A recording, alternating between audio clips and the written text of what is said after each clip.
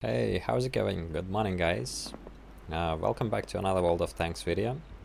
And in today's video, as you can see, yet again, we're gonna talk about the IS-3A. Hopefully the sound is a little bit better this time. But before we begin, I just want to say thank you, guys. I've seen like 500, 600 subscribers on YouTube. It's absolutely bananas. It's going crazy. I appreciate your support, guys. Thank you. Keep on liking and keep on subscribing, and I'll keep the content rolling. So let's jump right into it. I'm not gonna rant. I'm gonna keep it civil. I'm not a person who likes to rant or swear or Wargaming has its own reasons. The marketing department has to deliver some numbers, so they're doing what they're doing. But I'm gonna be comparing this tank to other tanks and how it stands out. How it absolutely shits on other tanks, let's just say, and including the Defender. So, as you can see, I have already 3 marked. I have played like 10-15 battles yesterday, and my average damage is like 3100. So, you can tell if you can get like 3000 average damage in a tier 8 tank, there's something definitely wrong. But I'm not gonna say it's overpowered. No. It's fucking broken. It's not overpowered. So let's compare this tank to other Soviet heavy tanks, shall we? So here we have the IS-6 Defender, broken tank. If you don't think the Defender is broken, then you've been living under a rock. IS-3A, our new gem, and the IS-3, which is a amazing tank. It used to, and it's still dominating tier 8s. It is a really good tank. I wouldn't say it's overpowered because there are so many other good tanks right now at tier 8. So, but it's still an excellent tank when you compare it to tanks like Tiger 2 or the T-32. Of course, the obvious choice is IS-3. So let's go a little bit into the stats, shall we? So, as you can see here, guys, all of the 4 tanks have pretty much the same alpha damage, except the Defender, which has 440. Then the penetration, obviously the IS-6 has less penetration because of the preferential matchmaking, but all of the other tanks have pretty much the same penetration. The only difference is that the IS-3A gets insanely good APCR rounds. I will get into that in just a moment. Then the IS-3A has the auto reloading mechanism, just like Italians, but in reverse. So, to put it simply, the Italian tanks, the mechanic on the Italian tanks requires some skill. It requires good timing to perform well in that tank. It requires you to count your shells, and it requires you to calculate how much damage you're gonna give, and do you have enough time to run away, or do you have enough time to reload another shell? Because if you empty your clip, you're gonna wait a long time to reload. But in this situation, it's all reversed. The IS-3A, if you empty your clip, you give 1200 damage, okay, 1170 damage. To unload, it takes you about 6 seconds, because there's 3 second intra-clip reload time. And once you've given that 1200 damage, you start reloading just like an IS-3. Your reload time without any equipment with 100% crew is 12 seconds. How fucking insane is that? So, okay, you might say, oh, maybe it has other compensating factors, mobility, armor, or anything like that. No. The gun depression, exactly same as IS-3. Then alpha damage, I already mentioned, it's exactly the same. The view range, everything else is the same. And when we get to the gun, I'm gonna jump to the tanks GG, because here they don't show you all the stats, so I'm gonna show you a little bit extra. So let's go ahead and jump right into it. So don't pay attention to the DPM because it's not calculated correctly. I'm gonna show you the correct way I'm gonna show you how this tank is broken. So he chose 17.62 reload time for the IS-3A, but that's the reload time of the last shell. The reload time of the first shell here, if we're gonna go ahead and do this and correct this, let's do that. Here we go. That's it. Now you have the correct image. Let's say you have unloaded all your shells and you have 12 seconds reload on the IS-3A, 1275 on the IS-3, 14.38 on the Defender, and the IS-6 has 11.22. Why? Why does this tank get such a stupid mechanic that can be even played by apes?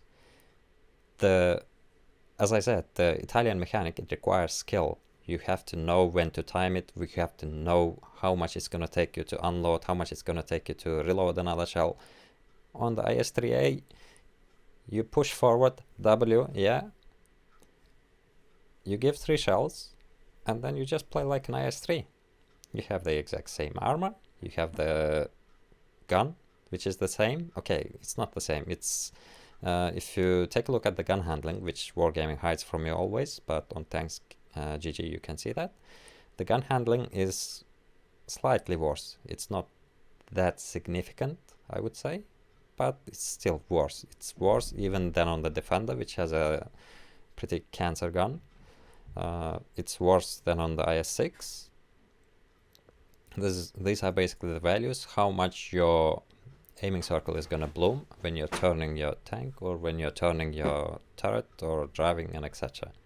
But you get the better aim time than on the IS-3 and the Defender. And considering that you don't, you can't mount a rammer on this tank, it empties basically another slot for the gun laying drive. On the IS-3 you would usually play with the vents, rammer, and vertical stabilizer. On the IS-3A you play with the vents, gun laying drive, and vertical stabilizer, which gives you better aim time than any of these tanks fully equipped. So, which brings us to another point. The shell velocity on the main shells. As I said, the penetration is the same, but the shell velocity is 1400 meters per second. Way better than any of the other tanks. Almost 1.5 times better than the IS-3 and the Defender. And that's not all. There's one more factor that's better than on any other tank. 270 millimeters of penetration on the premium shells. It's a hit shell, 270 penetration. Better than on the Defender, around 245 I think, better than the IS-3, also around 200, and IS-6 is completely out of the question. I mean, it has a preferential matchmaking, okay, we can excuse that, but still, 270 millimeters of penetration on a tier 8 tank, that's tank destroyer levels. I mean, I'm not even talking about the 320 millimeters of penetration on the Su-130PM, which is completely retarded, that's tier 10 levels. But okay, let's take a look into one of the battles. I'm gonna show you how this tank plays and how it can make even the tier 10 tanks a little bit scared, you know. So let's filter out USSR tier 8 apply. So as I said, yesterday I was playing, as you can see, like 4000 damage, 3000 damage, then again 4000, then again 4000. Like, the tank is completely broken. It's not overpowered, it's completely broken. It's not balanced in any way. So let's go ahead and open which battle? This one, yeah. Let's play this one. And we're back. Sorry guys, my recording software just went bazooka on me. So here's the battle on the Lakeville. And I'm showing you this battle because there's gonna be a tier 10 tank that cannot push because of me. I mean, not solely because of me, but I played a big factor. Let's just say in his fate. So, as I stand up on Lakeville, I'm going to the alley. And let's just see how this battle develops. And to make the matters worse, I mean, Quick Wavy pretty much covered everything on point regarding the loot boxes. They made an overpowered, they made a broken tank, and to sell the loot boxes. That's the sole reason why they made this tank. And they were even too lazy to create a new tank, so they took a tank that was sold the least. I know, because there were like 2,000 of these tanks sold on the EU server. Or 20,000. I mean, it was very low numbers. It was I mean, practically no one bought it. When you compare this to the sales of the Scorpion G, for example, which sold 320,000 on the EU server alone, then you know that the sales did not go well. So I'm trying to aim with the Cupola here, looking for weak spots on what to do with this Panzerkrug Mark 7, and I land one shell on the Cupola, but the second one I derp it, because I was kind of nervous that they were gonna push. The Panzer 7 is a pretty tough tank frontally, and the Canar one has the best DPM out of all tier 8 tanks, so, or out of all tier heavy tanks. I mean, the DPM is insane on that tank. It has like 4-second reload, and here I'm landing some shells on that Panzer 7. Can't land the third shell, but as you can see, it's a very comfortable tank. I'm not rushing anywhere, I'm just standing here and landing shell after shell. Whenever I get a chance, I can fire 2 shells, I can fire even 3 shells sometimes. And here the Canara makes a little bit of a mistake, and I catch him on the shells, and bam, 2 shells. And now, even if they were to push, for example, if I was in a autoloader like the 50B or 5100 or whatever, I would be stuck here without any shells for 30-40 seconds. But as you can see on this tank, 10 seconds passed and I have a shell. 390 alpha. That's the most fucking broken thing about this tank. On the Progetto, on all the Progettos, the balancing factor is the auto reloader. The first shell takes a lot of time to reload, and the alpha is too small to make any difference. But no one wants to get shot 390 after 390. It's insane. Like, as I said, 1200 damage, and then you can play as a normal tank. What more do you want? But I guess Wargaming has to make some sales. They have to make some numbers. They have to finish off the year with great numbers, just to report to their management, just to report to Victor Kisley on his private yacht, or to Sod on his moon base. Yeah, there you have it. So, on this battle, my team has already pushed through the city. I kind of think that I should have gone city in this case, but I'm still having a good game. You can't see my damage I've done. And that 416 is just camping and shooting hit shells. Not much you can do against those balanced rounds. I think 330 pen hit shells on the 416. Here I'm waiting a little bit more for my team to attract the enemies, so they start moving from this point to shoot at my allies. And why I pulled back, that's I want to get unspotted and push in. That's what I'm getting ready for. But I mean, it's kind of a bad situation. If I jump in now, the Canaron is gonna absolutely eat my HP away. The Panzer 7 has 560 alpha damage, and the penetration is enough to, I mean, there's just no chance basically. So, why did I say I held off this flank pretty much on my own? Obviously, there's Oho, there's T-44, there's Jagdtiger behind that are supporting me, but still, none of these tanks want to push him, because look at that standard B. Tier 9 tank, with a little bit of assistance from my allies, absolutely removed from this game. The Panzer 7, see, that's the funny part. I just removed the tier 9 tank, and I'm already reloaded to shoot another shell, 390 alpha, which is stupid. On the Progetto, on the Progetto 46, the tier 8 one, if you shoot up all your shells, if you empty your clip, I believe you have to wait for about 11 seconds to reload the shell. That will give you 240 damage. So, where is the balance? Where? I don't see it. And here now, the enemy is cornered.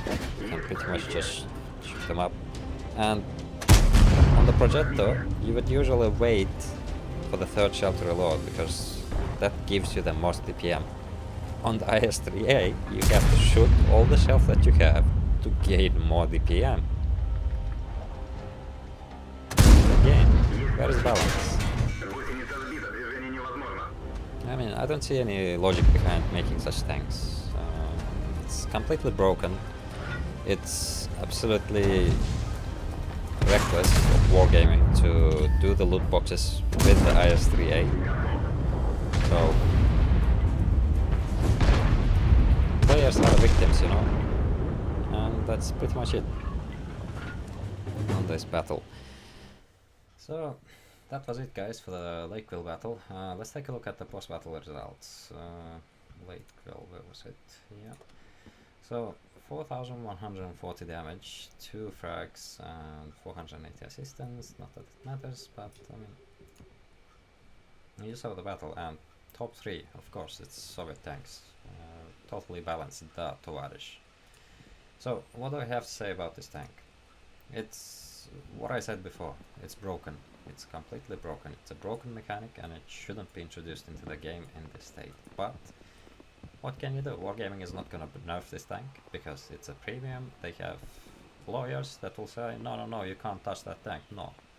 Then that's it. They're just gonna say, they're gonna just shrug and say, it's a race for arms. What can you say? So they're gonna profit, and players on tier 6, tier 7, tier 8 are gonna suffer because of Wargaming's greed.